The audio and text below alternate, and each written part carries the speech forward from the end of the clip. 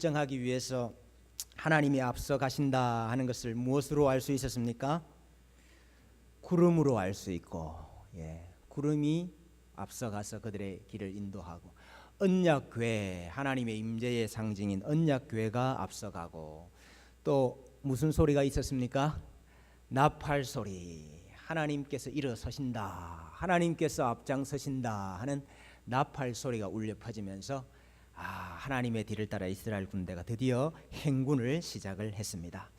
전쟁은 여호와께 속한 것이니 하나님이 앞서 가시니 이 전쟁은 승리하는 것이 너무나도 당연하겠지요. 그들 앞에 승리밖에 없을 것입니다.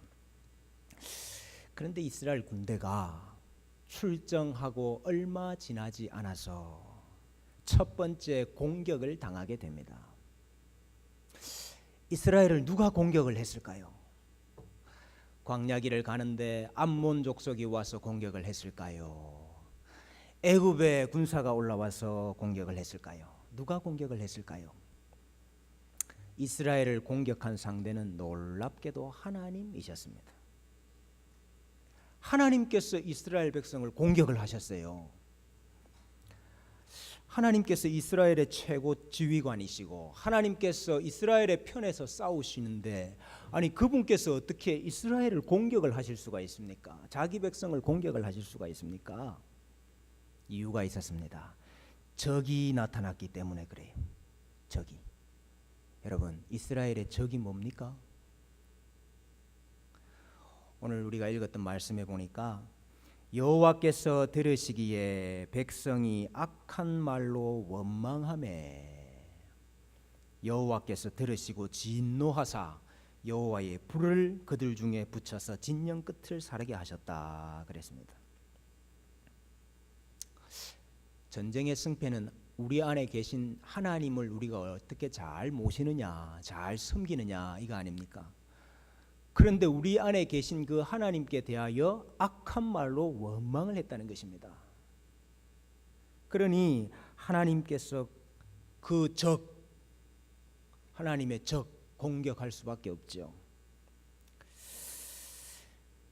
적이 외부에 있는 것이 아니고 적이 내부에 있다 하는 것을 알 수 있습니다. 그 적이 다름 아니라 우리 앞서서 우리를 인도하시는 하나님께 대하여 원망하는 것. 하나님께서 인도하시는 건 내 마음에 들지 않는다는 것입니다. 그것이 적이라.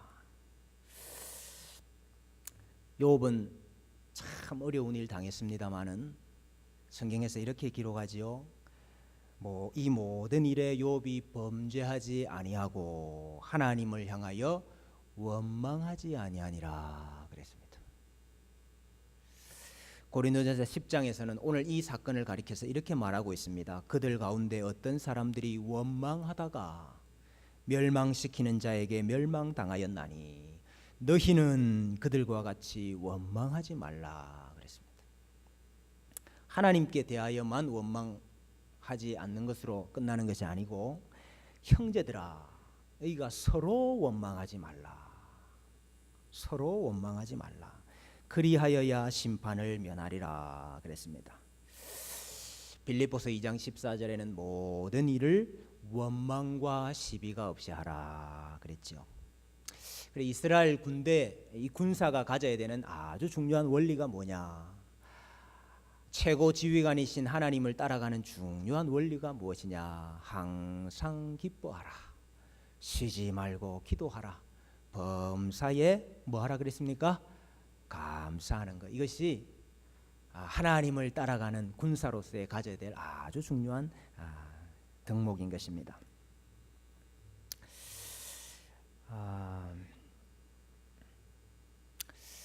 그 어느 교회 주차장이 없어가지고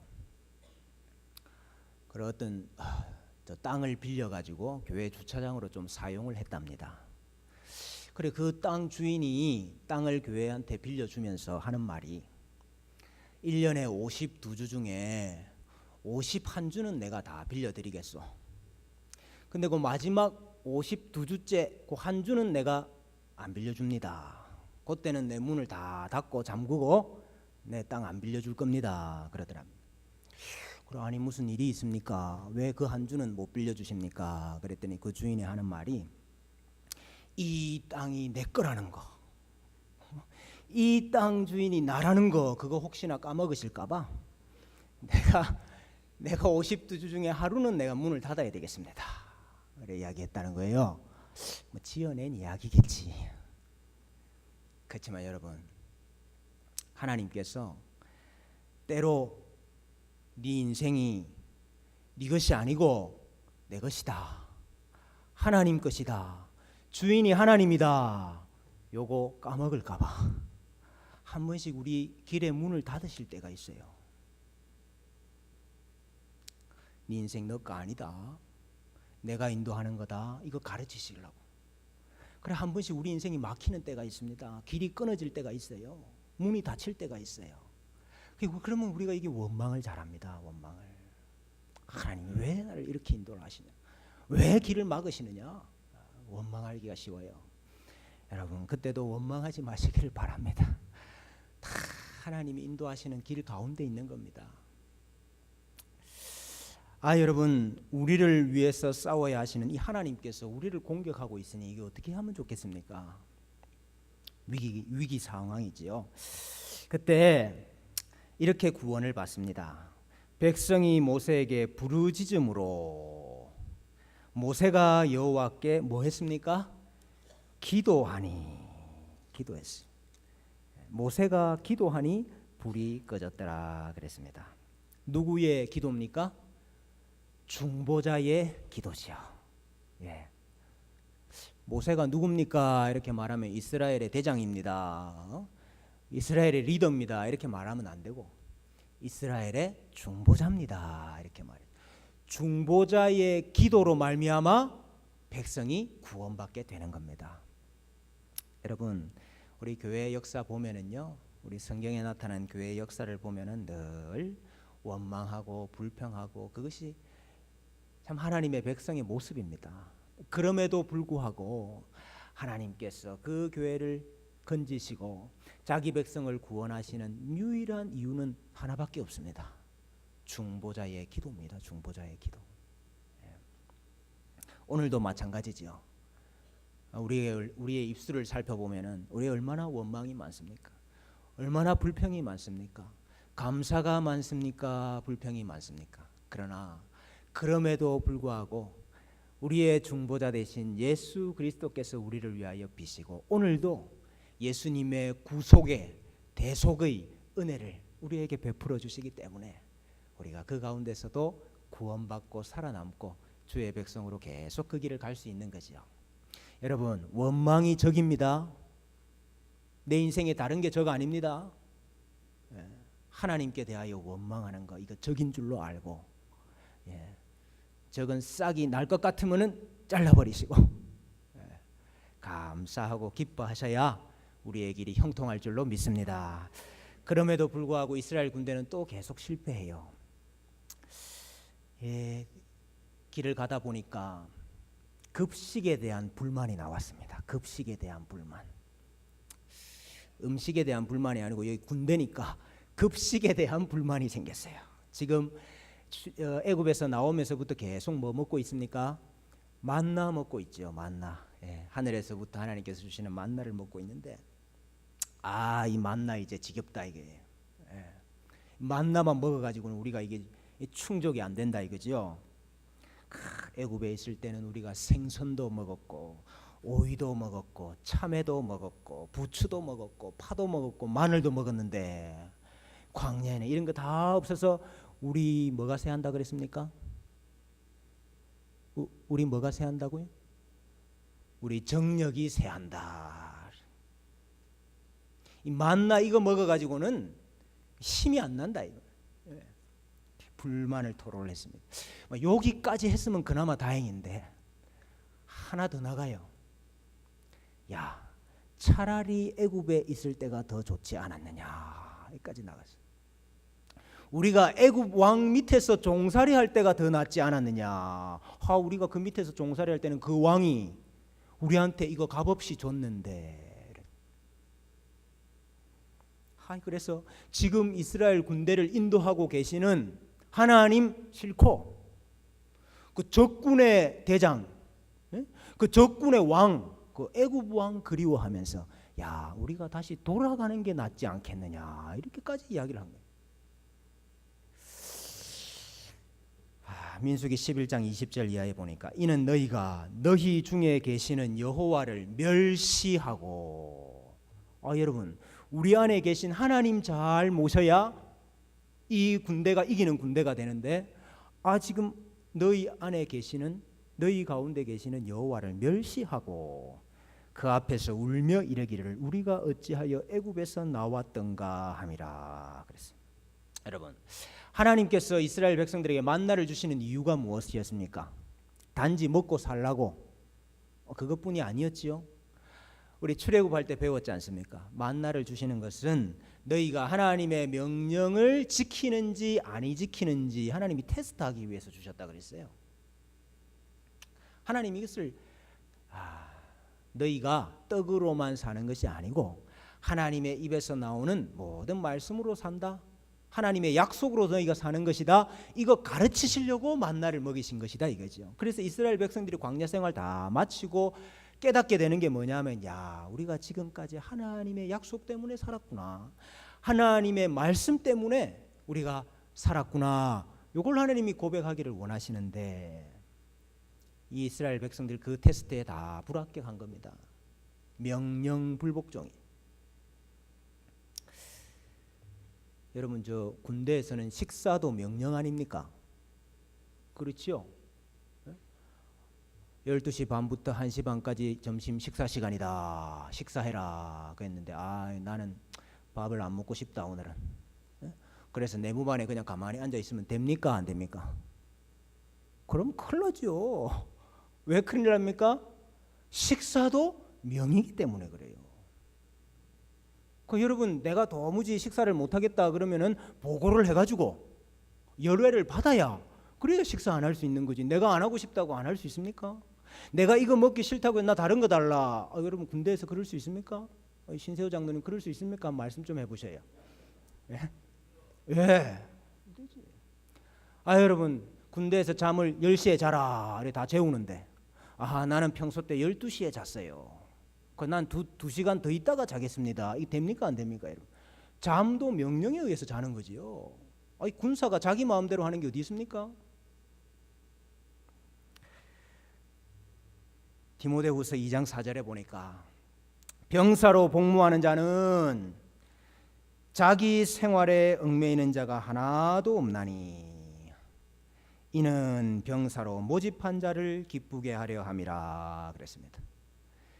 자기 습관에 얽매이는 자가 하나도 없나니, 자기 취향에 얽매이는 자가 하나도 없나니, 자기 생각에 얽매이는 자가 하나도 없나니, 이는 군사는 군사로 모집한 자에게 충성해야 되기 때문인 것입니다. 근데 이 이스라엘 군대가 말입니다, 하나님 주시는 건 먹기 싫다.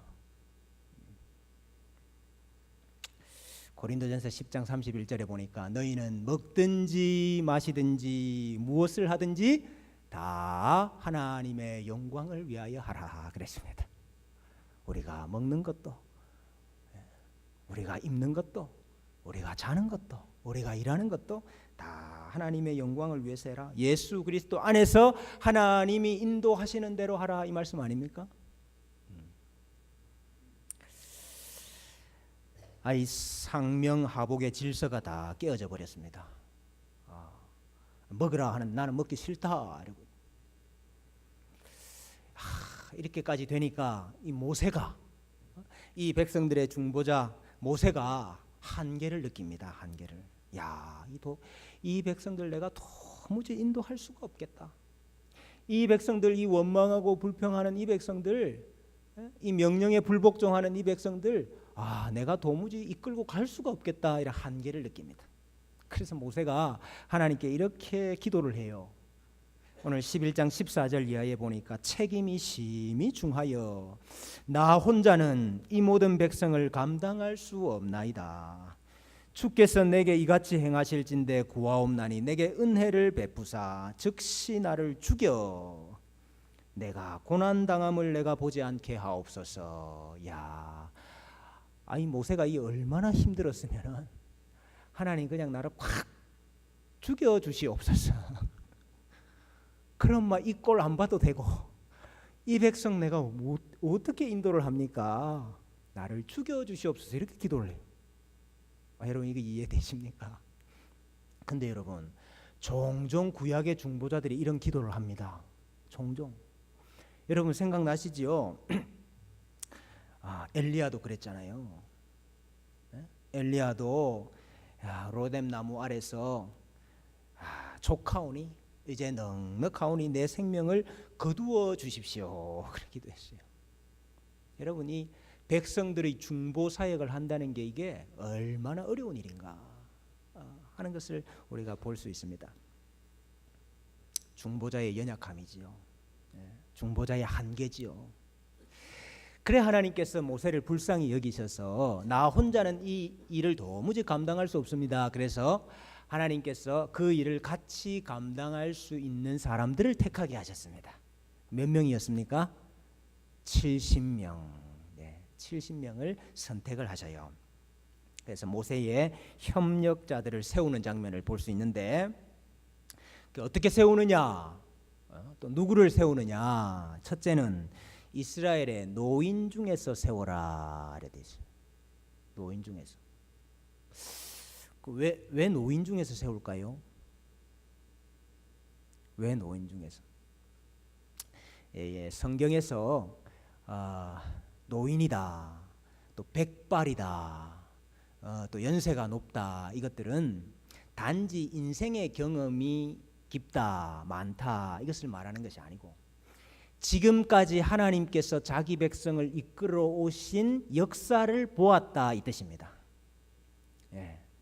지금까지 하나님께서 자기 백성을 어떻게 인도해 오셨다 하는 것을 보고 누구를 아는 거지요? 하나님을 알고 있는 거예요.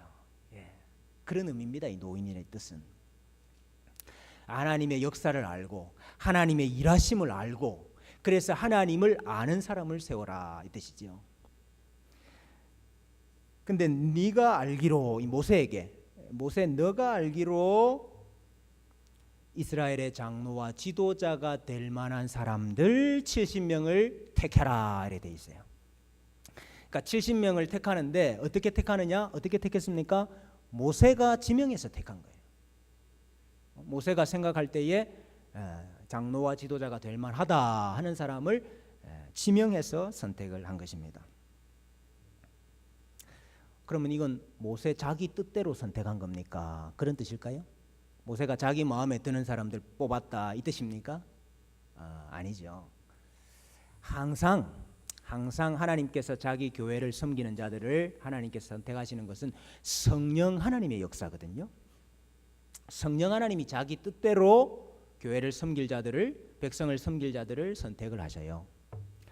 근데 지금 그 성령께서 누구에게 임하여 계십니까? 성령께서 여러분 지금 우리 시대에는 모든 사람에게 성령 하나님이 임하시잖아요. 내가 예수를 주로 고백하고 세례받을 때에 성령 하나님께서 임하셔서 우리 모두가 성령 받은 사람이에요. 그러나 여러분 구약 시대에는 아직까지 모든 사람이 성령 받은 때가 아니고 하나님께서 세우신 특별한 사람들, 특별히 구약의 직분자들에게 성령이 임하셨어요. 우리 오전에 기름 부음이 바로 그런 뜻이라 안 했습니까? 그 특별한 사람에게 성령 하나님께서 임하시고 그들을 통해서 일을 하시고 계시는 거예요. 그래서 성령 받은 모세가 선택을 하고 있는 거예요. 이게 모세 자기 마음대로 선택했다 이 말이 아니고 성령 하나님께서 선택하셨다는 뜻입니다. 만약에 여러분 오늘날에도 성령 하나님이 여러분들에게는 다 안 임하시고 저에게만 임하셨다. 그러면 저가 지명해서 뽑아야지. 그러나 여러분 오늘날에는 우리 모두에게 성령 하나님이 임하신 거예요. 그래서 우리가 성령 하나님의 뜻을 묻기 위해서 뭐 합니까? 같이 모이잖아요. 같이 모이는 이유는 자기 개인의 뜻을 물어가지고 이쪽이 더 많으면은 이쪽으로 선택하고 저쪽이 더 많으면 저쪽으로 다수결의 원칙으로 하는 게 아니고 우리 각자에게 임하신 성령 하나님의 뜻을 묻는 겁니다. 나도 부족하고 연약해가지고 내가 온전히 성령님의 뜻을 따르지 못할 수도 있잖아요. 우리가 함께 모여서 성령 하나님의 뜻을 구하고, 그래서 우리가 또 사람을 세우고 교회를 섬길 사람을 선택하게 되는 거죠. 똑같은 원리입니다 지금. 자, 그렇게 모세가 70명을 선택을 해서 회막 앞으로 갔더니 하나님께서 너에게 임한 영을, 모세에게 임한 영을 그들에게도 부어주셨어요. 그 70명에게도 부어주셨어요. 그러니까 구약시대 오순절이 일어난 거예요. 이 아직까지 구약시대인데, 아직까지는 이 특별히 선택받은 직분자들만 성령 받는 때인데, 하나님께서 그 사람들 말고 그의 백성들 가운데서도 성령 부어주실 수 있다 하는 것을 미리 지금 보여주고 계시는 거예요. 그래서 이 성령 받은 사람들을 통하여서 지금 백성들이 하나님의 길을 제대로 가지 못하고 있는 이 여정 가운데 주의 영이 임하셔서 그 길을 잘 따라갈 수 있도록 이렇게 인도해 주시는 거죠. 이 일을 위하여서 70명이 모세와 함께 사역하게 된 것입니다. 여러분, 교회의 협력, 우리 교회를, 주님의 교회를 잘 세워 나가야 되는데 우리 성도님들이 함께 협력하지 않습니까? 우리가 다 함께 협력하죠. 근데 이 협력이 어떻게 가능합니까? 협력이. 여러분, 우리가 다 서로 다른데요. 우리 생각도 다르고, 우리가 살아온 경험도 다르고, 우리의 취향도 다르고, 다 다른데 어떻게 우리가 협력할 수 있습니까?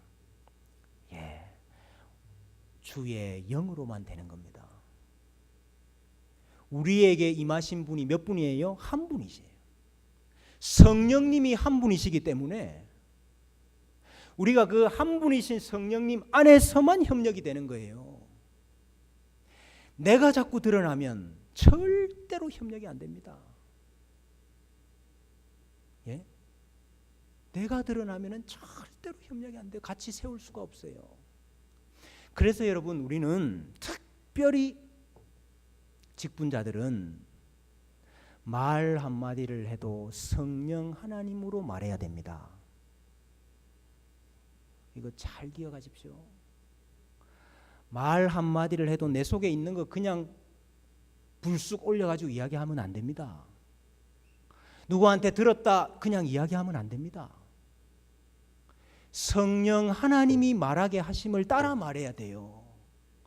그래야 그 말이 덕이 됩니다. 그 말이 덕이 되어서 교회를 세워요. 그렇지 않고 내가 성령 하나님으로 말하지 않으면 그 말이 다 적이 돼요. 적이. 그게 원망하는 말이 되고, 그게 불평하는 말이 되고, 그게 누가 욕하는 말이 되고, 그리고 그게 적이 돼요. 하나님이 공격하십니다. 70인에게 성령 하나님이 성령 부어주셨다. 그래서 협력하게 하셨다. 이거 우리가 꼭 기억해야 됩니다. 이 군대 급식에 불평불만인 군사들, 또 모세는 아이고 나는 도무지 못하겠습니다. 하나님께서 불쌍히 여기셔가지고 그들이 원하는 고기를 주십니다. 이 메추라기를 주시는데요. 메추라기 새지요, 새. 이 새를 어떻게 오게 하시는지 압니까? 바람을 불어서. 이것도 루아흐가 하는 일이에요. 바람을 불어가지고 메추라기 떼가 이스라엘 진영 하루길 정도 되는 그 사방 진영에 이 땅에서부터 위로 2규빗에 쌓이게 하셨습니다. 이 2규빗은 한 1m 정도 되는 거예요. 그 땅에서부터 1m 정도 되는 그 사이에 메추라기 떼들이 쌓이게 하셨어요. 여러분, 이 지금 이 하늘을 날고 있던 메추라기들이 다 죽어가지고 떨어져가지고 1m가 쌓였다는 말일까요? 하루길 되는 진영에 메추라기가 다 죽어가지고 1m가 쌓였다. 그 말씀보다는 지금 바람이 메추라기를 몰고 와가지고 메추라기 떼가 지상에서부터 1m 사이에서 지금 날아다니고 있는 거예요. 아마 그걸로 봐야 더 맞는 것 같아요. 1m 사이에서 막 메추라기 떼들이 막 가득하게 날아다녀. 그래가지고 백성들이 나가 그냥 손만 휘저으면은 다 잡을 수 있도록. 아예 하나님께서 불평불만하는 이 군대 뭐가 예쁘다고 고기를 주셨는데, 그러면 백성들이 뭐 어떻게 해야 되겠습니까? 백성들이 아유 하나님 감사합니다. 만나만 주셔도 족한데 고기까지 이렇게 주시고 감사합니다. 감사를 하든지, 아니면 우리가 이렇게 불평하고 원망하고 했음에도 불구하고 하나님께서 이 은혜를 베풀어 주십니다 하고 회개를 하든지 이래야 될 건데, 백성이 그게 아무것도 없어요. 그저 나가가지고 손에 잡히는 대로 하나라도 더 건지려고 욕심을 내는 거예요. 그래서 하나님께서 그 고기가 그들의 이빨 사이에 끼기도 전에 하나님께서 그들을 치셔서 그들을 죽이시는 장면이 나와요. 적이 뭡니까? 적이 이스라엘 군대의 적이 뭡니까? 불평과 탐욕이죠. 욕심. 민수기 11장 33절 이하에 고기가 아직 이 사이에 있어 씹히기 전에 여호와께서 백성에게 대하여 진노하사 심히 큰 재앙으로 치셨으므로 그곳 이름을 기브롯 핫다와라 불렀으니 욕심을 낸 백성들을 거기서 장사함이라. 욕심. 시편 106편에도 보니까 이 사건을 이렇게 기록을 합니다.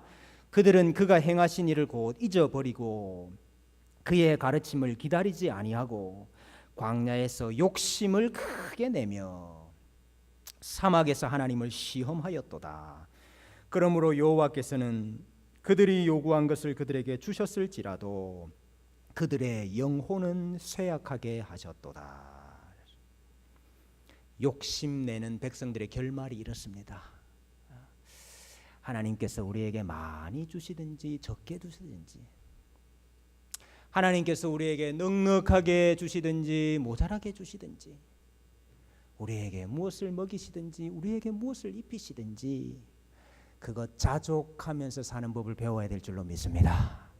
그래야 승리하는 군대가 될 수 있습니다. 여러분, 여기서 끝나지 않아요. 이 백성들이 계속 진행을 해서 하세롯이라 하는 데까지 이르게 됩니다. 그런데 이번에는 이 모세의 형과 누나였던 아론과 미리암이 모세를 비방하기 시작했습니다. 이 비방의 표면적인 이유는 무엇이었는고 하니까 모세가 구스 여자를 취했다 하는 거예요. 모세가 구스 여자를 취했다.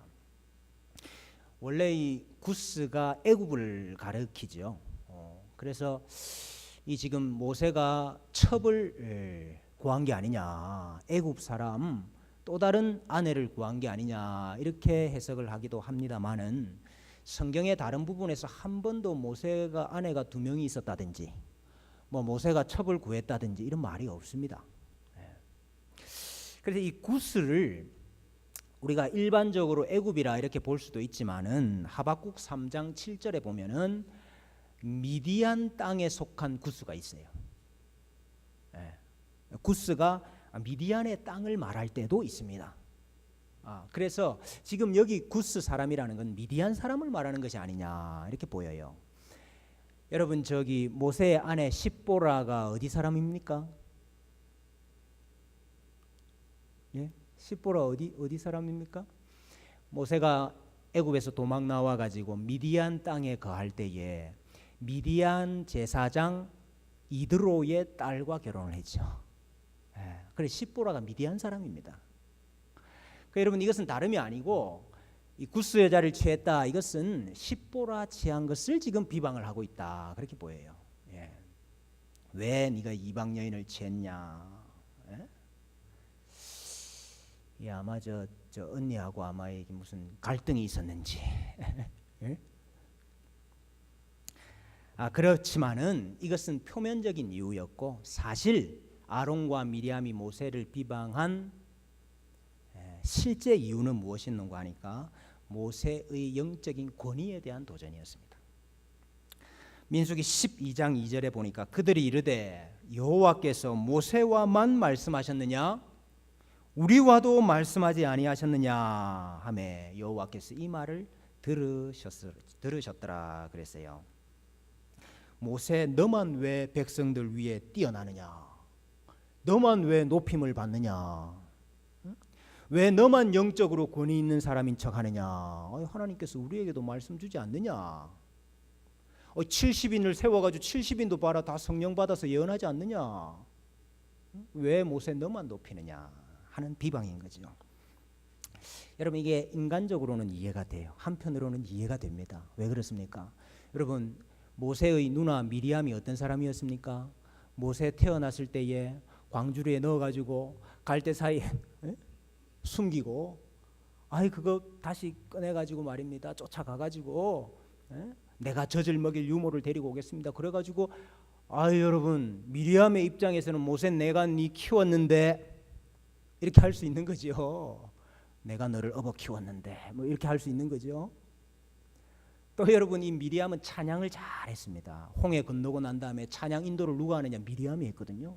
오늘날로 말하면 찬양 사역자라. 그러니까 나도 하나님 앞에서 이런데 왜 너만 높이느냐 이거죠. 아론은 또 무슨 아론은 모세 형 아닙니까? 그리고 또 말 잘하는다 한 거 하나님이 인정하셨잖아. 아론이 말 잘한다는 거. 그 말 잘하지요. 아론이 형이지요. 인간적으로 볼 때 얼마든지 그럴 수 있다 이게. 여러분 이 모세는 지금 가족과 친족으로부터도 도전을 받고 인정 못 받고 있죠. 여러분 예수님도 똑같습니다. 이 지금 중보자가 당하는 이 가족으로부터 당하는 순환이에요 사실. 오늘 이 사건이 무엇을 가리키느냐? 우리가 이 영적인 권위를 존중하고 인정해야 된다 이것을 가리키는 것일까? 물론 오늘날에도 하나님께서 세우신 영적인 권위가 다 있지요. 그 권위를 우리가 인정하고 또 존중해야 된다 그것을 이야기하는 것일까요? 1차적으로는 그렇지는 않습니다. 물론 여러분 우리가 영적인 권위를 다 인정해야 됩니다. 제가 미국에서 이민 목회를 오래 하신 목사님께 제가 들은 이야기인데요. 우리 이민간 2세, 3세들이 말입니다. 이 신앙생활을 잘 안 해요. 다 대학 입학하고 나면은 그 전까지는 다 부모님 따라서 억지로 교회 다니다가 대학 가면 다 신앙을 버리고 떠난다 이게. 왜 그런가? 이분이 그런 젊은이들 사역을 하면서 불러 모아서 상담을 하고 집회를 하고 이렇게 하면서 중요한 거 하나를 깨달았대요. 이유를. 여러분 미국에는 이게 워낙 거리가 머니까 교회 갈 때 다 차를 타고 가잖아요. 가족끼리 차를 타고 갑니다. 그래 차를 딱 교회 간다고 주일 아침에 차를 타면은 타서부터 시작해서 앞에서 우리 엄마와 아빠가 교회 욕하기 시작하는 거예요. 목사님이 어떻고 장로님이 어떻고 권사님이 어떻고 집사님이 어떻고. 그래 교회 도착해가지고 문을 열고 교회 딱 들어가면 홀리한 거예요. 방금 욕했던 그분하고 인사하고. 그래 이제 교회 다 마치고 예배 마치고 다시 집에 가려고 차를 딱 타면은 다시 목사님 욕하고 장로님 욕하고 권사님 욕하고 집사님 욕하는 거예요. 여러분 그런 이중적인 그 부모님의 신앙생활, 말로는 사랑을 외치면서도 뒤로는 다 욕하고 있는 그런 이율배반적인 삶, 그 자녀가 존경할 수가 없죠. 여러분 그런 상처들이 다 있더라 이거예요. 그 친구들한테. 여러분 절대 자녀들 앞에서 교회 욕하지 마시기 바랍니다. 우리 자녀들이 앞에 있네.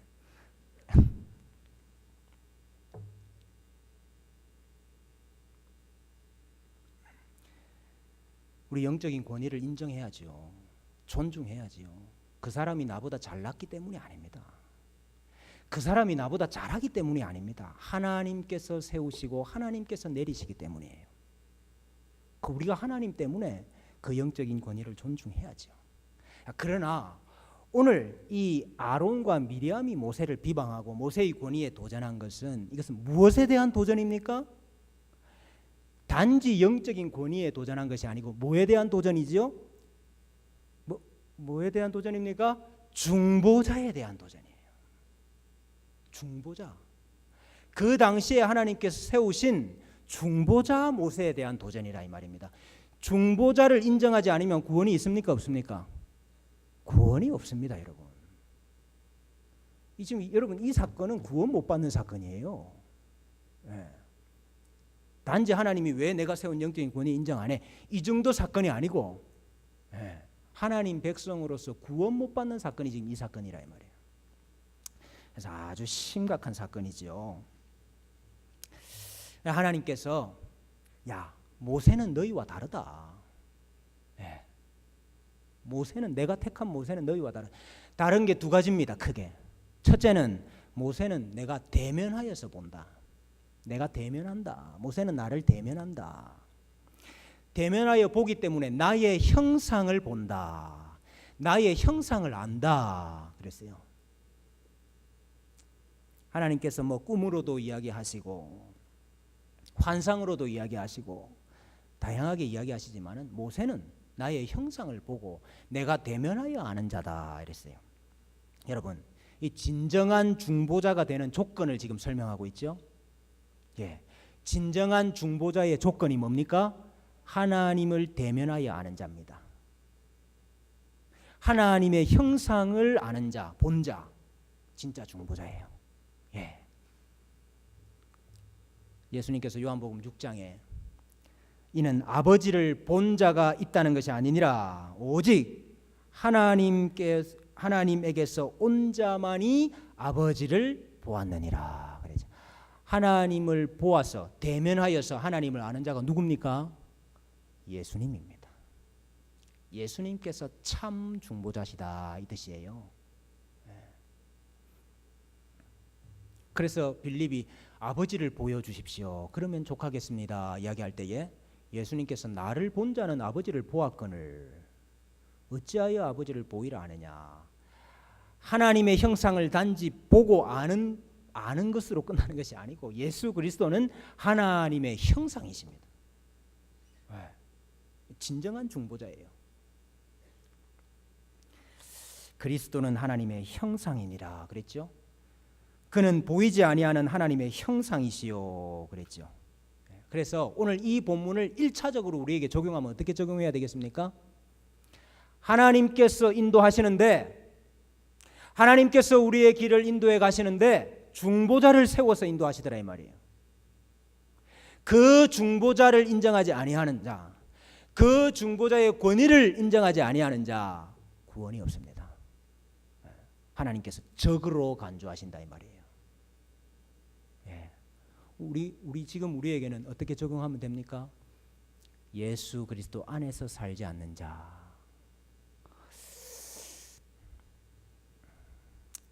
물론은 세례를 받기는 받았는데 분명히 내가 세례 받은 자인데 사는 것을 보면 예수 그리스도로 사는 삶이 아니에요. 세상 사람과 전혀 다를 바가 없어요. 여러분 정말 예수 그리스도를 중보자로 고백하면서 사는 겁니까 우리가? 내가 사는 것이 아니고 내 안에 그리스도께서 사신다. 이거 정말 우리가 믿으면서 사는 겁니까? 그거 여러분 우리가 아멘으로 답할 수 없으면은 우리도 마찬가지예요. 입으로는 예수 그리스도 고백하면서도 주라고 고백하면서도 정말 예수 그리스도를 주로 고백 안 하고 사는 거예요. 중보자 인정 안 하면 하나님이 적으로 생각하십니다.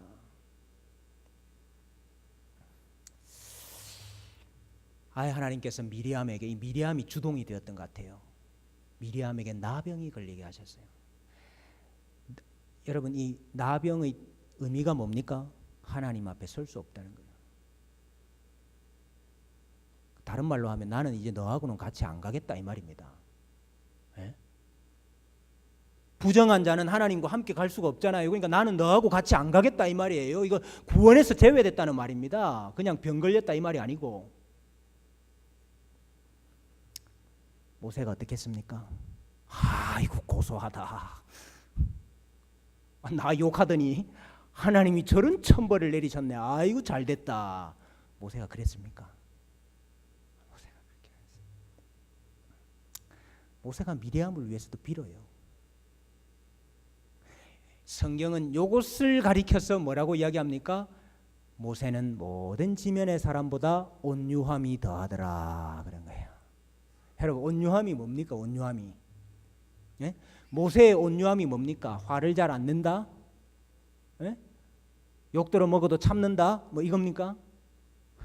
모세의 온유함은 중보자의 온유함이에요. 중보자의 온유함이라는 것은 백성이 이와 같이 계속해서 불평하고 원망하고 도전하고 인정하지 아니하고 백성이 끊임없이 하나님의 대적 노릇을 하고 있음에도 불구하고 그 백성을 위하여 비는 겁니다. 그게 온유함이에요. 우리 예수님께서 수고하고 무거운 짐진 자들아 다 내게로 오라 내가 너희를 쉬게 하리라 나는 마음이 온유하고 겸손하니 그랬잖아요. 그 예수님의 온유함이 뭐냐? 중보자로서의 온유함이에요. 중보자로서의 온유함. 그 앞에 보면은 아들과 아들의 소원대로 계시를 받는 자 외에는 아버지를 아는 자가 없습니다 그랬어요. 그 말이 무슨 말이냐 하면 예수님이 중보자다 그 말이에요. 아들이 중보자다. 아들 없이는 하나님께서 자기 백성을 인도하지 않으시고 아들 없이는 백성이 하나님을 알 수 없다. 아들이 중보자다. 그 말씀 하셔놓고 수고하고 무거운 짐진 자들아 다 내게로 오라 내가 너희를 쉬게 하라 나는 마음이 온유하다 그랬다고. 그게 중보자의 온유함이에요. 다시 말하면 지금 모세는 지면의 모든 사람보다 온유함이 더해가지고 이렇게 불평하고 원망하고 도전하는 사람들 위해서도 끝까지 빌지요. 그럼에도 불구하고 때로는 어떻게 기도했습니까? 하나님 책임이 너무 중해서 나 이거 도무지 감당할 수 없겠습니다. 나를 차라리 죽여주십시오 이렇게 기도했다고요. 백성들 죽여주십시오가 아니고 나를 죽여주세요 이렇게 간구를 했다고요. 그 책임이 너무 무거워서 감당하기가 어려워서. 근데 예수님은 다 오랍니다. 다 수고하고 무거운 짐진 자들아 다 오라는 거예요. 내가 너희를 쉬게 하리라. 예수님 중보자는 한계가 없는 줄로 믿습니다. 예수님의 온유함은 한이 없습니다. 너는 이놈아 지난주에 와서 원망하고 불평하고 회개해놓고는 이번 주에 가서 또 원망하고 불평하고 또 왔냐? 하나님 이렇게 안 하시. 예수님 이래 안 하신다네. 우리가 늘 실패하지만은 실패한 그 모습 그대로 우리 예수님께 가서 자복하고 회개하고 빌면은 우리 예수님께서 우리를 다시 다 거두어 주시고 구원해 주시는 중보자가 되시는 줄로 믿습니다. 그래서 모세가 여호와께 부르짖어 이르되 하나님이여 원하건대 그를 고쳐 주옵소서. 여호와께서 모세에게 이르시되 그의 아버지가 그의 얼굴에 침을 뱉었을지라도 그가 이래 동안 부끄러워하지 않겠느냐. 그런즉 그를 진영 밖에 이래 동안 가두고 그 후에 들어오게 할지니라 하시니 이에 미리암이 진영 밖에 이래 동안 갇혀 있었고 백성은 그를 다시 들어오게 하기까지 행진하지 아니하다가 그 후에 백성이 하스르를 떠나 바란 광야에 진을 치니라 그랬어요. 참 이것도 은혜지요. 나병이 걸려서 너는 진영 안에 함께 있을 수가 없다. 그래 진영 밖에 이래를 가두었습니다. 그럼 너는 잘 있어라. 우리는 간다. 그렇게 한 게 아니고 백성이 다 거기 머물러 기다렸어요. 이래 동안 백성이 다 같이 진행을 못했어요. 기다리다가 이래가 다 끝나서 들어오니까 다시 그와 함께 가게 되는 거. 여러분 이 구원의 회복 아닙니까? 하나님께서 기다려 주시고 그래도 같이 가자. 이 중보자의 온유함이죠. 이것도 내어 쫓긴 자를 버리시고 포기하시는 것이 아니고 그래도 다시 회복시키시고 그래도 다시 들어오게 하셔서 어찌하든지 하나님의 군사로 그 길을 끝마칠 수 있도록 하나님께서 인도해 주시는 줄로 믿습니다. 여러분, 적은 내부에 있습니다. 내가 하나님의 대적될 수 있습니다. 원망과 욕심과 비방을 버리시기를 바랍니다. 우리 같이 기도 한번 하십시다.